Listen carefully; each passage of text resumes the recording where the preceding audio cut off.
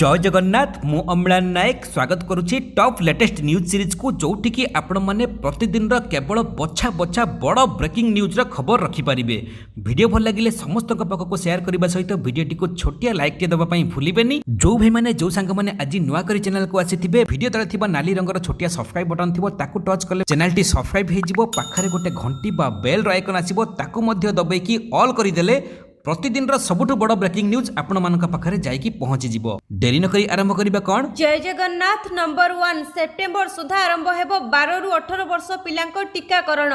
September आरंभ हेबो 12 रु 18 वर्ष बयसर पिलांको लागि टीकाकरण। 12 रु 18 वर्ष बयसर पिलांको लागि टीकाकरण सेप्टेम्बर बेलको आरंभ हेबो बोली जातीय विशेषज्ञ गोष्ठीर मुख्य डाक्टर एनके रोरा कहिसंती। जाइडस टीका पई जरूरीकालीन व्यवहार प्राधिकरण सप्ताह मध्यरे आसीबो बोली से कहिसंती। जनवरी फेब्रुआरी प्रारंभ रे आमे 2 रु 18 वर्ष पर्यंत पिलांको टीका देबारे सक्षम हेबो बोली से कहिसंती। डाक्टर आरोरा कहिसंती जे विद्यालय खोलिबा एवं अन्य प्रसंग अत्यंत गुरुत्वपूर्ण सेथिपाई यहाकु सक्रिय भाबरे आलोचना करा जाउछि। नंबर 2 देशी टीका कोवैक्सीन पाइपारे विश्व स्वास्थ्य संगठनर स्वीकृति। मुख्य वैज्ञानिक कहिले कोवैक्सीन तरफरु आसीछि भल तथ्य पूरण करूछि निरापत्ता संपर्कीय मानदंड।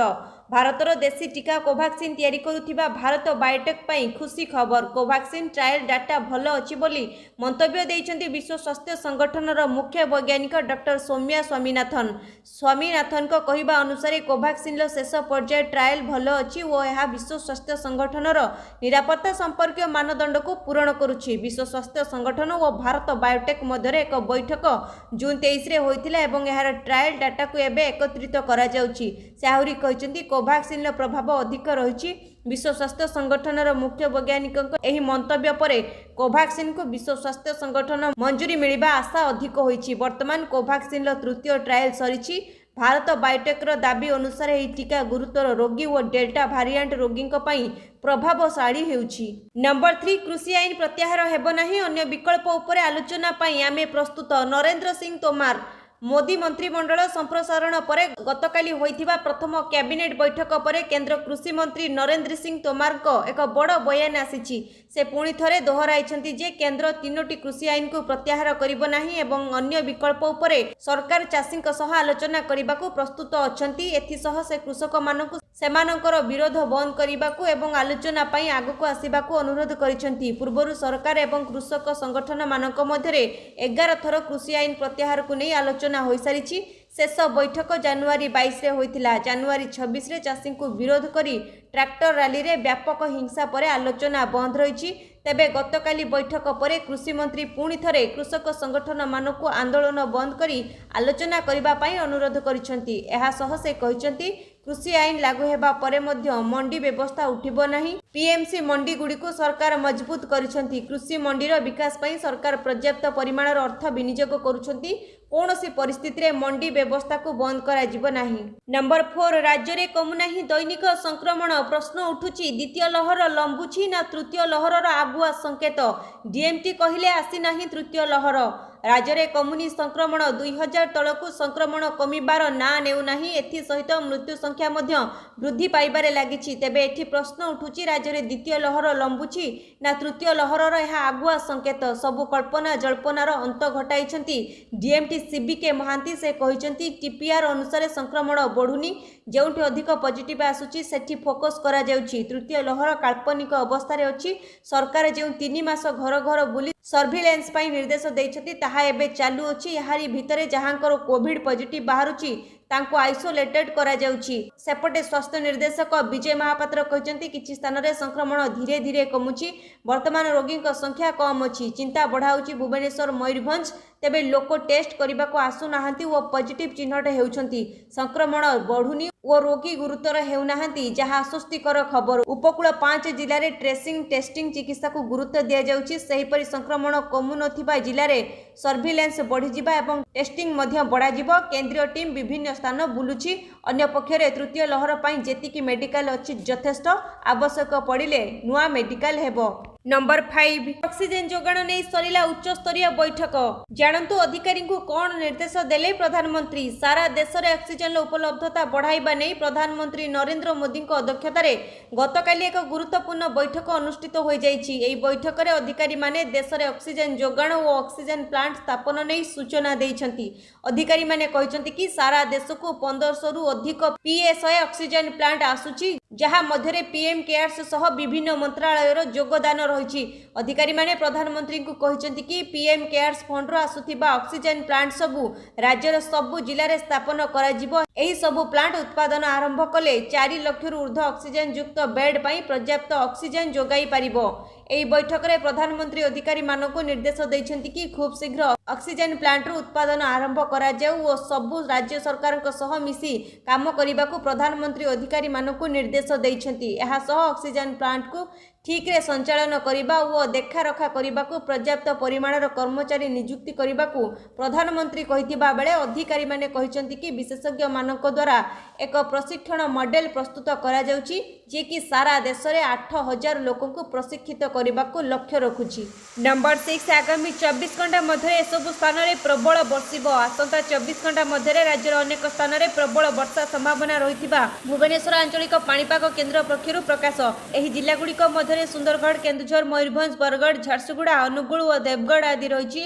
एसहित बालेश्वर भद्रक जाजपुर केन्द्रापड़ा कटक जगतसिंहपुर पुरी खोर्धा नयागढ़ गंजाम गजपति सुंदरगढ़ झारसुगुड़ा बरगढ़ संबलपुर देवगढ़ अनुगुल ढेंकानाल केन्दुझर कंधमाल और सुवर्णपुर आदि जिले में कालबैशाखी संभावना रही। एही जिलागुड़ी को आंचलिक पाणीपाग केन्द्र पक्षर येलो वार्निंग जारी करा जायछि। एथिसहित आगामी 4 दिन राज्यर अनेक स्थान में प्रबल वर्षार संभावना रही। एथिपाई जिलागुड़ी को येलो वार्निंग जारी करा जायछि। नंबर 7 एक्शन मोड रे नुआ रेल मंत्री बदलिला कर्मचारी टाइमिंग 2टी शिफ्ट रे काम करिवे कर्मचारी। रेल मंत्री भाबरे दायित्व नेउ नेउ अश्विनी वैष्णव बड़ परिवर्तन घोषणा करिसेंती। रेल मंत्री घोषणा अनुसार मंत्रालय सहित संयुक्त विभागर कर्मचारी और अधिकारी माने एणिकी 2टी शिफ्ट रे काम करिवे। रेल जोगाजोग एवं इलेक्ट्रोनिक्स एवं सूचना प्रजुक्ति विद्या मंत्री कार्यालय एक नोटिस जारी करा जायछि जेउथरे कहा जायछि जे रेल मंत्री निर्देश अनुसार मंत्रालयर समस्त कर्मचारी 2टी शिफ्ट रे काम करिवे। प्रथम शिफ्ट सकाळ 7टार आरंभ होई अपराह्न 4टा पर्यंत चलिबो। द्वितीय शिफ्ट अपराह्न 3टार आरंभ होई राति 12टा पर्यंत चलिबो। रेल बोर्ड अधिकारी स्पष्ट करिसेंती जे एही निर्देश अनुसार केवल मंत्री सेलर लोके आसिबे। घरोई एवं रेल कर्मचारी माने पूर्व परी कार्य करिवे। गुरुवार दिन दायित्व ग्रहण करिबा परे मंत्री अश्विनी वैष्णव कहिसेंती जे प्रधानमंत्री नरेंद्र मोदी दिग्दर्शन एक गुरुत्वपूर्ण अंश रेलबाई माध्यम लोकों जीवन को परिवर्तन करने को पड़िबो जहा फल साधारण मनीष कृषक गरीब लोक यार लाभ पाई परिबे। नंबर 8 2021-22 सीजन पाई नुआ नियम विश्वविद्यालय अध्यापकों पाई पीएचडी और नेट बाध्यतामूलक 2021-22 एकाडेमिक अधिवेशनर नूतन नियम अनुଯାୟୀ विश्वविद्यालय शिक्षक भाव में नियुक्ति पाई पीएचडी डिग्री एवं नेट को बाध्यतामूलक करा जायछि। तेबे एही नियम 2018 रे परिवर्तित होइथिबा बेले चलित वर्ष यह कार्यकारी हेबो। एबे ठारू जेउ माने पीएचडी डिग्री हासिल करिथिबा किंबा नेट मास्टर डिग्री हासिल करिथिबा कैंडिडेट ही विश्वविद्यालय रे असिस्टेंट प्रोफेसर अबा प्रवेश स्तरीय पदवी पाई आवेदन योग्य हेबे। असिस्टेंट प्रोफेसर नियुक्ति समय नेट परीक्षा रे उत्तीर्ण होइथिबा प्रार्थी को 5 रु 10 मार्क रे वेटेज दिया जाउथिबा बेले पीएचडी प्रार्थी को 30 मार्कर वेटेज दिया जाउथिला। तेणु वर्तमान जो माने नेट क्लियर कर सारी सेमानंको पाई यहाँ एक सुवर्ण सुजोग। 2028 रे यूजीसी रो नुआ नियम को नहीं तत्कालीन केंद्र मंत्री प्रकाश जावड़ेकर घोषणा करथिले। से कहिथिले जे विश्वविद्यालय रे अध्यापक भाव में नियुक्ति पाई पीएचडी उत्तीर्ण करिथिबा बाध्यतामूलक हेबो। एथिपाई 3 वर्षर समय दिया जाइथिला।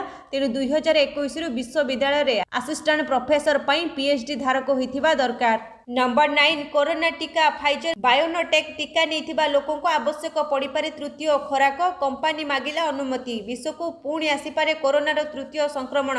एहासह कोरोनार बदलुथिबा स्वरूप को नजर में रखी अमेरिकीय टीका निर्माता लोक मानकु तृतीय डोज देवाकू योजना करुछंती। अमेरिकीय टीका निर्माता कंपानी फाइजर बायोनोटेक एने अनुमति मागिछि। कंपानी तरफ कहा जायछि कि कोरोनार आसुथिबा नुआ स्वरूप को रोकिबाकू टीकार तृतीय खोराकर आवश्यकता रही। कंपानी गुरुवार दिन घोषणा करिसेंती कि कोविड-19 वैक्सीन पाई ରେଗୁଲେଟରୀ ଆପ୍ରୁଭାଲ ପାଇଁ ଅନୁମତି ମାଗିବ। କମ୍ପାନୀ ତରଫରୁ ଟିକାକୁ ନେଇ କରାଯାଇଥିବା ପରୀକ୍ଷଣ ଆଧାରରେ ମଞ୍ଜୁରୀ ପାଇବ ବୋଲି ଆଶା କରିଛି କମ୍ପାନୀ। ଏହି ପରୀକ୍ଷଣରୁ ଜଣାପଡ଼ିଛି କି ପ୍ରଥମ 2ଟି ଖୋରାକ ତୁଳନାରେ ତୃତୀୟ ଖୋରାକ ମାନବ ଶରୀରରେ 5ରୁ 10 ଗୁଣା ଅଧିକ ଆଣ୍ଟିବଡି ପ୍ରସ୍ତୁତ କରିପାରିବ।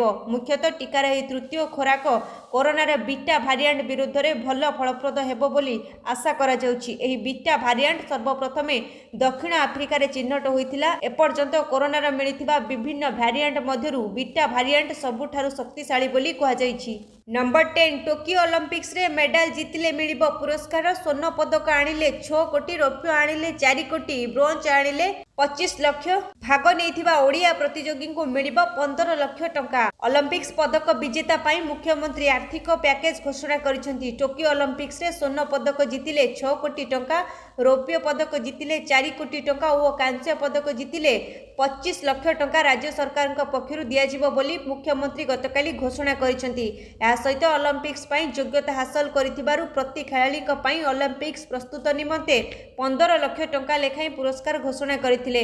ଜୁଲାଇ 23 ତାରିଖରୁ ଟୋକିଓ ଅଲିମ୍ପିକ୍ସ ଆରମ୍ଭ ହେଉଛି। ଓଡ଼ିଶାରୁ ହକିରେ ବୀରେନ୍ଦ୍ର ଲାକ୍ରା, ଅମିତ ରୋହି ଦାସ, ଦୀପକ ଗ୍ରେସ୍ ଏକା, athlete Dutee Chand, para badminton ତାରକା ପ୍ରମୋଦ ଭଗତଙ୍କ ସହ ମହିଳା ହକି ଦଳର ସଂରକ୍ଷିତ ଖେଳାଳି ଭାବେ ନମିତା ଟୋପୋ ଟୋକିଓ ଯାଉଛନ୍ତି। ଗୁରୁବାର ଏହି ଅଲିମ୍ପିଆନ ମାନଙ୍କ ସହିତ ଭର୍ଚୁଆଲ ମାଧ୍ୟମରେ ମୁଖ୍ୟମନ୍ତ୍ରୀ ନବୀନ ପଟ୍ଟନାୟକ କଥା ହୋଇଥିଲେ ଓ ସେମାନଙ୍କୁ ଉତ୍ସାହିତ ମଧ୍ୟ କରିଥିଲେ। ମୁଖ୍ୟମନ୍ତ୍ରୀ କହିଥିଲେ, ପ୍ରତି ଖେଳାଳିଙ୍କ ପାଇଁ ଅଲିମ୍ପିକ୍ସ ହେଉଛି ଜୀବନର ଶ୍ରେଷ୍ଠ ସ୍ୱପ୍ନ।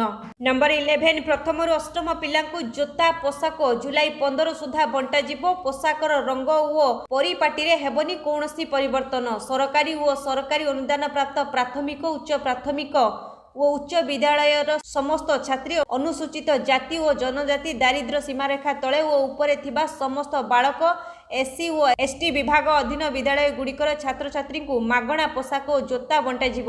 ଜଣେ ପିଲା ପିଛା 400 ଟଙ୍କା ମୂଲ୍ୟରେ 2 ହଳ ପୋଷାକ, 200 ଟଙ୍କା ମୂଲ୍ୟରେ ହଳେ ଜୋତା ଓ 2 ହଳ ମୋଜା ବଣ୍ଟନ କରାଯିବ। ଏଥର ପୋଷାକର ରଙ୍ଗ ଓ ପରିପାଟିରେ କୌଣସି ପରିବର୍ତ୍ତନ ହେବନି। ସମସ୍ତ ଛାତ୍ରଙ୍କ ଲାଗି ନୀଳ ପ୍ୟାଣ୍ଟ ଓ ଧଳା ସାର୍ଟ, ପ୍ରଥମରୁ ପଞ୍ଚମ ଶ୍ରେଣୀ ଛାତ୍ରୀଙ୍କୁ ନୀଳ ଫ୍ରକ୍ ଓ ଷଷ୍ଠରୁ ଅଷ୍ଟମ ଶ୍ରେଣୀର ଛାତ୍ରୀଙ୍କୁ ନୀଳ କମିଜ ଓ ଧଳା ସାଲୱାର ଦିଆଯିବ। ଛାତ୍ରଛାତ୍ରୀଙ୍କୁ କଳା ରଙ୍ଗର ଜୋତା ଓ 2 ହଳ ଧଳା ମୋଜା ବଣ୍ଟନ ହେବ। ଯେଉଁ ମାଧ୍ୟମିକ ବିଦ୍ୟାଳୟରେ ଅଷ୍ଟମ କିମ୍ବା ତଳ ଶ୍ରେଣୀ ଥିବେ ସେ କ୍ଷେତ୍ରରେ ଏହି ପୋଷାକ କୋଡ୍ ଲାଗୁ ହେବ ନାହିଁ। ସେଠାକାର ପିଲାମାନେ ନିଜ ବିଦ୍ୟାଳୟ ଲାଗି ନିର୍ଦ୍ଦିଷ୍ଟ ରଙ୍ଗର ପୋଷାକ ପିନ୍ଧିବେ। ପ୍ରତ୍ୟେକ ସାର୍ଟ, ପ୍ୟାଣ୍ଟ ଓ ଫ୍ରକ୍ କଲରରେ 2021 ଲେଖାଯାଇଥିବା ସ୍ଥାୟୀ ଟ୍ୟାଗ୍ ଲଗାଯିବ। ପୋଷାକ ଓ ଜୋତାର ରଙ୍ଗ ଓ ଗୁଣବତ୍ତା ଉପରେ ବିଶେଷ ଧ୍ୟାନ ଦିଆଯିବ। ଜୁଲାଇ 15 ସୁଦ୍ଧା ପୋଷାକ ଜୋତା ବଣ୍ଟନ ପ୍ରକ୍ରିୟାକୁ ସୁନିଶ୍ଚିତ କରାଯିବ। ନମ୍ବର 12 ଧର୍ମେନ୍ଦ୍ରଙ୍କୁ ଶିକ୍ଷା ବିଭାଗର ଦାୟିତ୍ୱ ମିଳିଲା। ଉତ୍କଳ ବିଶ୍ୱବିଦ୍ୟାଳୟକୁ କେନ୍ଦ୍ରୀୟ ବିଶ୍ୱବିଦ୍ୟାଳୟ ମାନ୍ୟତା ସମ୍ଭାବନା ବଢ଼ିଲା। 2 ପୁରୁଣା ବନ୍ଧୁଙ୍କ ହାତରେ ଶିକ୍ଷା ବିଭାଗର ଗୁରୁ ଦାୟିତ୍ୱ। କେନ୍ଦ୍ରରେ ଧର୍ମେନ୍ଦ୍ର, ରାଜ୍ୟରେ ଅରୁଣ। ଉତ୍କଳ ବିଶ୍ୱବିଦ୍ୟାଳୟକୁ ମିଳିବ କି କେନ୍ଦ୍ରୀୟ ବିଶ୍ୱବିଦ୍ୟାଳୟର ମାନ୍ୟତା? ସୋସିଆଲ ମିଡିଆରେ ଏଭଳି ଏକ ଦାବି ଏବେ ଜୋର ଧରିଛି। ଆଉ ଏହା ପଛର କାରଣ ଜାଣିବାକୁ ହେଲେ 2020 ନଭେମ୍ବର 27କୁ ଫେରିବାକୁ ପଡ଼ିବ। ଉତ୍କଳ ବିଶ୍ୱବିଦ୍ୟାଳୟର ପ୍ରତିଷ୍ଠା ଦିବସରେ କେନ୍ଦ୍ରୀୟ ବିଶ୍ୱବିଦ୍ୟାଳୟର ମାନ୍ୟତା ଦେବାକୁ ସେତେବେଳର କେନ୍ଦ୍ର ଶିକ୍ଷାମନ୍ତ୍ରୀ ରମେଶ ପୋଖରିଆଲ ନିକଟକୁ ଚିଠି ଲେଖିଥିଲେ କେନ୍ଦ୍ରମନ୍ତ୍ରୀ ଧର୍ମେନ୍ଦ୍ର ପ୍ରଧାନ। ଏହାଦ୍ୱାରା ଉପକୂଳ ଓଡ଼ିଶାର ଛାତ୍ରଛାତ୍ରୀ ଉପକୃତ ହେବା ସହ ଗବେଷଣାକୁ ପ୍ରୋତ୍ସାହନ ମିଳିବ ବୋଲି ଧର୍ମେନ୍ଦ୍ର ଉଲ୍ଲେଖ କରିଥିଲେ। ଆଉ ସମୟକ୍ରମେ ମୋଦିଙ୍କ ମନ୍ତ୍ରିମଣ୍ଡଳର ଅଦଳ ବଦଳ ସହ ଧର୍ମେନ୍ଦ୍ରଙ୍କୁ ମିଳିଛି ଶିକ୍ଷା ବିଭାଗର ମନ୍ତ୍ରୀ ଦାୟିତ୍ୱ। ତେଣୁ ଉତ୍କଳ ବିଶ୍ୱବିଦ୍ୟାଳୟକୁ ଖୁବ୍ ଶୀଘ୍ର କେନ୍ଦ୍ରୀୟ ବିଶ୍ୱବିଦ୍ୟାଳୟର ମାନ୍ୟତା ମିଳିବ ବୋଲି ଅନୁମାନ କରାଯାଉଛି।